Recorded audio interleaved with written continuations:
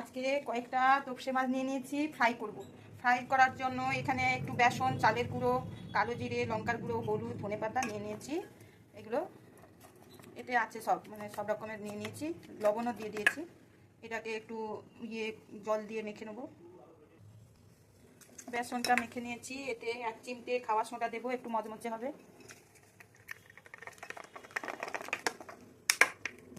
তারপরে এই যে তোপসে মাছগুলো আস্তে আস্তে ফ্রাই করে নেব। এখানে তেল গরম হয়ে গেছে।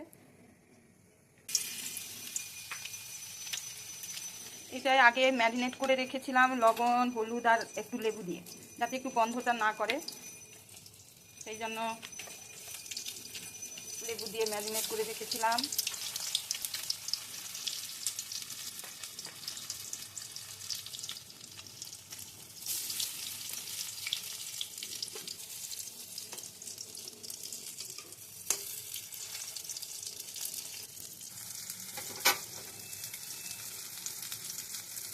পরপর দিয়ে দিয়েছি,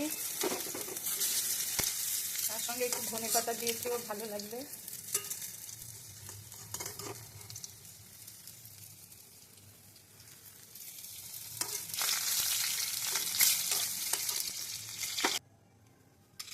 দেখুন তোপসে ফ্রাই করে নিলাম। এবার এই গরম গরম ভালো লাগবে। এখানে টমেটো সস দিয়েছি, এই টমেটো সসটা আমি নিজের হাতে করেছিলাম, টমেটো এনে।